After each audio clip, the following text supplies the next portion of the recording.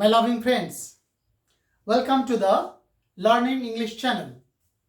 Learn English easily within short time. In my previous video, I have already discussed future continuous tense. But now I want to share with you future perfect tense. কি বললাম বন্ধুরা? এখন আমি তোমাদের সঙ্গে future perfect tense সম্পর্কে আলোচনা করব। Now my first question is, what does future perfect tense mean? অর্থাৎ future perfect tense এর মানে কি? আমরা সবাই জানি, তবু আমি বলছি, পুরাঘটিত ভবিষ্যৎকাল। কি বললাম? ফিউচার পারফেক্ট টেন্স মিন্স পুরাঘটিত ভবিষ্যৎকাল। ওকে, তো প্রতিটা টেন্সের মধ্যে এখানে আমরা 4টি প্রশ্নের উত্তর মনে রাখার চেষ্টা করব। সেটা হচ্ছে, প্রথমে আমরা সংজ্ঞা জানবো, অর্থাৎ ফিউচার পারফেক্ট টেন্সের সংজ্ঞা জানবো। তারপরে ফিউচার পারফেক্ট টেন্সের কীভাবে চিনবো, একটা বাংলা বাক্য লেখা আছে, সেটা কীভাবে চিনবো, সেটা ফিউচার পারফেক্ট টেন্সে আছে। তারপরে যেটা জানবো, হাউ টু রাইট, কেমন করে ফিউচার পারফেক্ট টেন্সে একটা বাক্য ইংলিশে লিখতে হয়। তারপরে কতগুলো উদাহরণ জানবো। Okay, so now my first question is, what is called future perfect tense, আর what is the definition of future perfect tense? অর্থাৎ ফিউচার পারফেক্ট টেন্সের সংজ্ঞা কি, বা ফিউচার পারফেক্ট টেন্স কাকে বলে? খুব সহজ বিষয় না।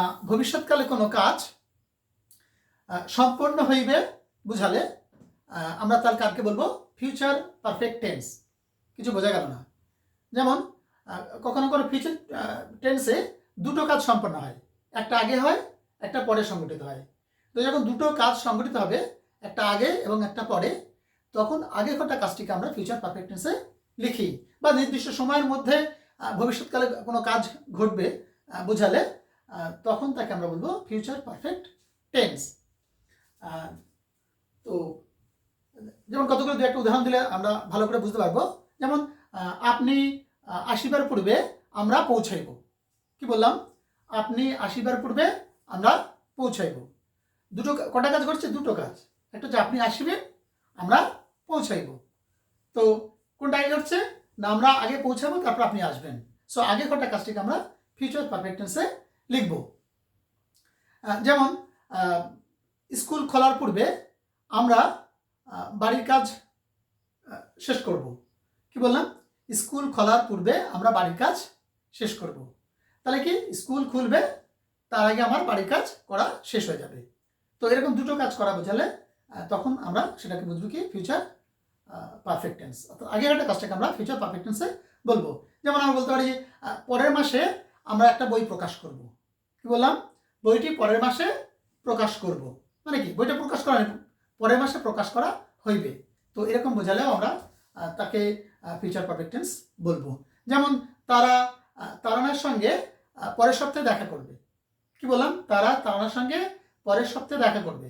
তো এরকম বোঝালেও আমরা তাকে বলবো কি ফিউচার পারফেক্ট টেন্স, বা পুরাঘটিত ভবিষ্যৎকাল। পুরাঘটিত মানে পূর্বে ঘটে গেছে, এরকম মানে দুটো কাজ ঘটবে, একটা আগে একটা পরে, বা নির্দিষ্ট সময়ের আগে একটা সম্পন্ন হবে। ওকে, এবার যেটা জানবো যে how to identify future perfect tense. কি বললাম? ফিউচার পারফেক্ট টেন্সকে আমরা কীভাবে শনাক্ত করবো, কীভাবে চিনবো? আমরা বাঙালি যেহেতু, একটা বাংলা বাক্য লেখা আছে, তো সেটা যদি আমরা চিনতে পারি যে কোন টেন্সে লেখা আছে, তাহলে আমরা সেটাকে ইংলিশে সেই টেন্সে লেখার নিয়ম অনুযায়ী ট্রান্সলেট করতে পারবো। তো ফিউচার পারফেক্ট টেন্স বা পুরাঘটিত ভবিষ্যৎকাল আমরা কী করে চিনবো? আমি অলরেডি তোমাদের সঙ্গে বলেছি। কি বললাম? যে দুটো কাজ ঘটবে, একটা আগে ঘটবে, একটা পরে ঘটবে। আগে ঘটা কাজটি ফিউচার পারফেক্ট টেন্স হবে। যেমন কি বললাম যে আপনি আসিবার পূর্বে আমরা পৌঁছাইব। আপনি আসিবার পূর্বে আমরা পৌঁছাবো। দেখ, আগে কোনটা ঘটছে? যে আমরা আগে পৌঁছাবো, তারপর আপনি আসবেন। সো এরকম কাজ বোঝাবে। বা পরের সপ্তাহে পরের সপ্তাহে তারানার সঙ্গে সাক্ষাৎ করবে। ঠিক আছে? বা স্কুল খুলিবার পূর্বে আমি বাড়ির কাজ সম্পন্ন করিব, বা বাড়ির কাজ শেষ করব, হোমওয়ার্ক শেষ করব। ওকে, তো এরকম বুঝলে আমরা আগে ঘটা কাজটিকে আমরা বলবো কি ফিউচার পারফেক্ট টেন্স, বা পুরাঘটিত ভবিষ্যৎকাল। ওকে, নেক্সট যেটা জানবো সেটা হচ্ছে হাউ টু রাইট, আর what is the rules of writing, আর what is the formula of writing future perfect tense. অর্থাৎ ফিউচার পারফেক্ট টেন্স লেখার নিয়ম কি, ফর্মুলা কি, সূত্র কি, নিয়ম কি। ওকে, এটা আমরা জানবো। কি জানবো? ভীষণ সহজ।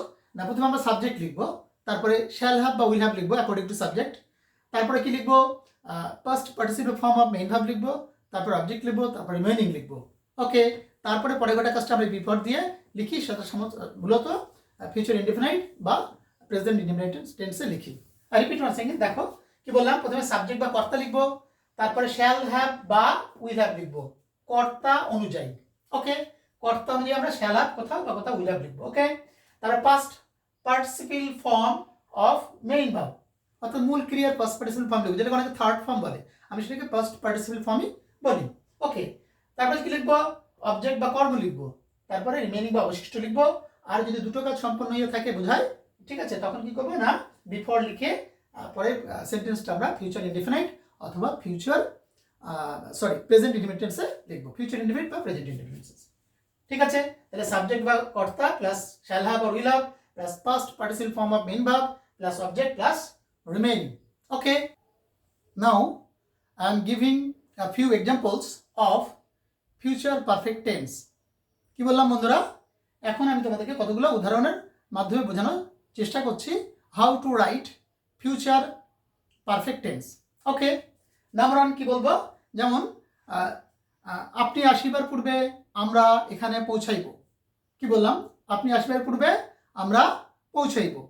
কি লিখবো? তাহলে কোনটা আগে ঘটছে? না, আমরা আগে পৌঁছাইব, তারপর আপনি আসবেন। সো আগে ঘটা কাজটা কি ফিউচার পারফেক্ট টেন্সে লিখছি। কি লিখছি? যে উই, তারপরে কি বসে? শ্যাল হ্যাভ বসে, লেখা নিয়মে বলেছি। তাহলে we shall have arrived, past participle form. Okay, we shall have arrived before you come. We shall have arrived, আমরা পৌঁছাইব, বিফোর ইউ কাম, আপনি পৌঁছাবার পূর্বে, আপনি পৌঁছাবার পূর্বে, আপনি আসিবার পূর্বে। ওকে, প্রথম বাক্যটা কিসে লিখেছি? ফিউচার পারফেক্টে। পরে একটু কিসে লিখবো? প্রেজেন্ট ইনডিফিনাইট অথবা ফিউচার ইনডিফিনাইট লিখবো। ওকে, নেক্সট, স্কুল খুলিবার পূর্বে আমি বাড়ির কাজ সম্পন্ন করিব। স্কুল খোলার পূর্বে আমি বাড়ির কাজ সম্পন্ন করব। কি লিখবো? তাহলে আগে কি? আমি বাড়ির কাজ সম্পন্ন করবো, তারপর স্কুল খুলবে, সুতরাং কে সম্পন্ন করবে? আমি ইংরেজি আই, বেশ কি বসে? শ্যাল হ্যাভ বসে, তারপর পাঁচ মিনিট ফিনিশ, সম্পন্ন করা, শেষ করা। তাহলে আই শ্যাল হ্যাভ ফিনিশড, আমি শেষ করিব। কি? দা হোমওয়ার্ক, অবজেক্ট, বাড়ির কাজ, বিফোর স্কুল ওপেন্স, স্কুল খোলার পূর্বে। Okay, I shall have finished the homework before school opens, অর্থাৎ স্কুল খুলিবার পূর্বে আমি বাড়ির কাজ সম্পন্ন করিব বা শেষ করিব। ওকে, নেক্সট, সে অঙ্কটা সমাধান করিবে। সে অঙ্কটা সমাধান করিবে, সাবজেক্ট কি? সে, হি। ঠিক আছে, সে ইংরেজি হি, তারপরে কি বসে? উইল হ্যাভ বসে, তারপরে কি হবে? Worked out. ওয়ার্কড আউট মানে কি? সমাধান করা। ওয়ার্কড আউট, সে সমাধান করিবে। ওকে, কি? দা সাম, অঙ্কটি। He will have worked out the sum. তারপরে কি বললাম? যে সে, আমরা পরের মাসে বইটা প্রকাশ করিব, সাবজেক্ট কি? না, আমরা। তবে কি বসে? শ্যাল হ্যাভ বসে, প্রকাশ করা ইংরেজি কি? পাবলিশ। ঠিক আছে, তার পাশে কি? Published. So we shall have published, কি প্রকাশ করব? বইটি, দা বুক। কবে? না, বাই দা নেক্সট মান্থ, পরের মাসে। We shall have published the book by the next month, আমরা পরের মাসে বইটি প্রকাশ করিব। মনীষা পরের সপ্তাহে তারানার সঙ্গে সাক্ষাৎ করিবে বা দেখা করিবে। তাহলে কে সাক্ষাৎ করিবে? মনীষা। তাহলে কি বসে? উইল হ্যাভ বসে, তাহলে মনীষা উইল হ্যাভ। ঠিক আছে, সাক্ষাৎ করবে যদি মেট, তাহলে মনীষা উইল হ্যাভ মেট। কার সঙ্গে সাক্ষাৎ করবে? তারানার সঙ্গে, তারানা। কবে সাক্ষাৎ করবে? পরের সপ্তাহে, by the next week. So Manisha will have met Tarana by the next week, Manisha পরের সপ্তাহে তারানার সঙ্গে সাক্ষাৎ করিবে বা দেখা করিবে। Okay, so this are the examples of future perfect tense. এগুলো হচ্ছে ফিউচার পারফেক্ট টেন্সের উদাহরণ। তাহলে আমি পরপর কি কি আলোচনা করলাম? প্রথমে সংজ্ঞা বললাম। সংজ্ঞা কি বলেছি? যে ভবিষ্যৎকালে দুটো কাজ ঘটবে, একটা আগে ঘটবে, একটা পরে ঘটবে। আগে ঘটা কাজটি ফিউচার পারফেক্ট টেন্সে লিখবো, বা নির্দিষ্ট সময়ের মধ্যে হলেও সেটাকে আমরা ফিউচার পারফেক্ট টেন্সে লিখবো। ওকে, নাম্বার 2 যেটা বলেছি, how to right, or what is the rules of writing, what is the formula of writing future perfect tense. ফর্মুলাটা কীরকম সেটা বলেছি, subject plus shall have plus will have, তারপরে প্লাস পাস্ট পার্টিসিপল বা main verb plus subject plus remaining, তারপরে before লিখে পরের বাক্যটা আমরা ফিউচার ইনডেফিনাইট অথবা প্রেজেন্ট ইনডেফিনাইট টেন্সে লিখবো, জুড়ে দেবো। ওকে, তবে কি বললাম যে I have given a few examples of future perfect tense, কতগুলো উদাহরণ দিয়ে আমি বোঝানোর চেষ্টা করলাম। তো if you want to learn, if you want to remember future perfect tense, you have to practise continue in your home. ঠিক আছে, তো যদি মনে রাখতে চাও, শিখতে চাও ভালো করে, তাহলে অবশ্যই বাড়িতে বারবার আমাদের প্র্যাকটিস করতে হবে, তাহলে আমরা অবশ্যই মনে রাখতে পারবো। ওকে, তো আমি পরপর প্রত্যেকটা ভিডিওতে চেষ্টা করছি তোমাদেরকে সংক্ষেপে বোঝানোর। তো যদি ভিডিওগুলো ভালো লেগে থাকে তাহলে সাবস্ক্রাইব করো চ্যানেলটা, তারপরে লাইক করো এবং বন্ধুদের সঙ্গে শেয়ার করো। ওকে।